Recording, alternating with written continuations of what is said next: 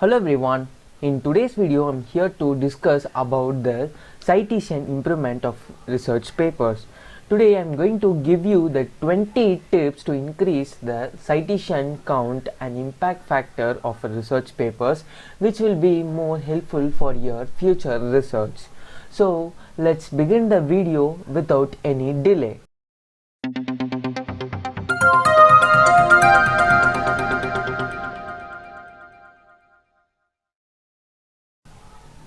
For scientists and other academics who publish their research as papers in scholarly journals, citation count and not just as a measure of intellectual influence.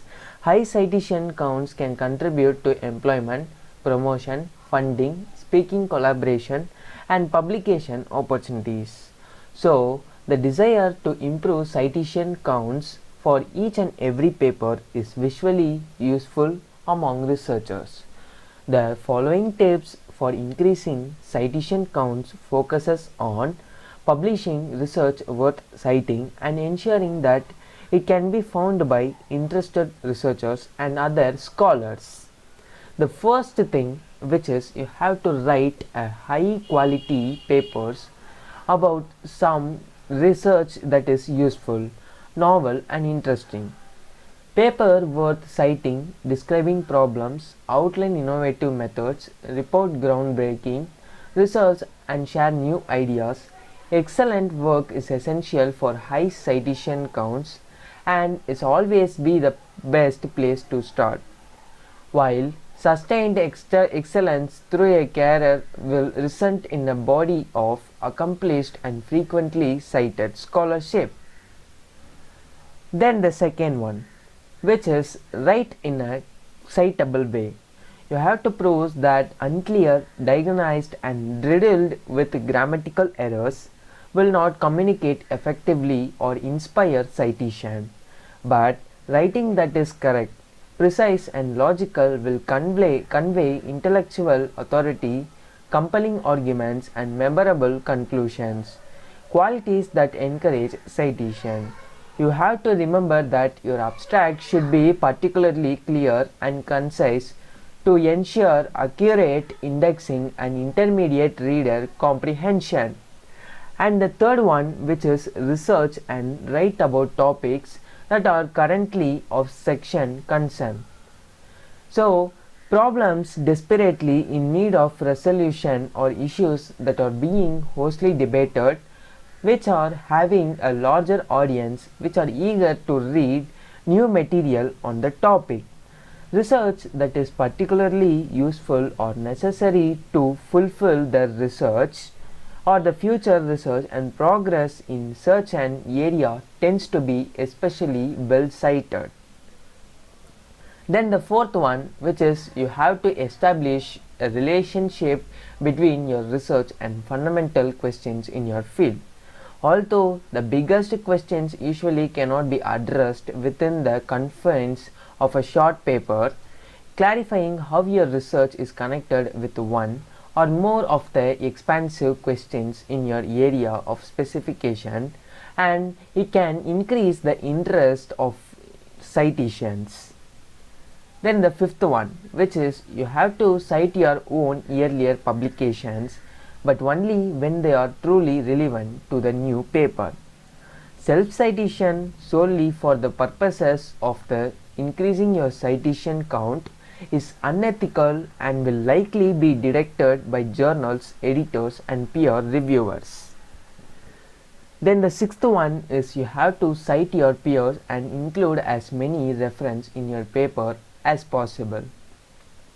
Citations bear reviews, citations perhaps due to courtesy and gratitude as much as the relevance and the quality of the work cited.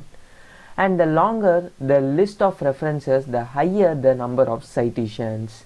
Longer articles in a general tend to garner more citations than shorter ones. Then the seventh one, which is you have to avoid questions in your titles. But do you use collusions? Strange though it may seem, papers with titles that have an interrogative format are cited less often than papers with declarative titles, whereas papers that can use colons in the titles are cited more often. Then the eighth one, which is you have to write a review article covering the research literature in your area of expertise. Review articles tend to be highly cited, and the best review articles establish their authors as experts with intellectual influence in their fields. Then the ninth one, which is collaborate with other researchers and co-author your papers with them. Collaborative research and co-authored papers are cited more often than solitary research and writings are. International collaborations are especially useful for increasing citation counts, as are papers co-authored with prestigious and influential scholars. Then the 10th one, which is you have to publish your work in peer-reviewed journals that are widely read and respected by researchers in your field. There are top-tier journals with high impact factors may seem tempting, but it is referred journal with a decent impact factor that is adequately indexed, and researchers, the precise audience here, anticipate for a paper will usually earn the most citations, and also some special issues of journals are often particularly read and cited. Then the 11th one, which is send your paper to the second journal if it is rejected by your first choice. There is some evidence that papers published after initial rejection by the author's first choice of journal earn more citations than do papers that are accepted by the first journal.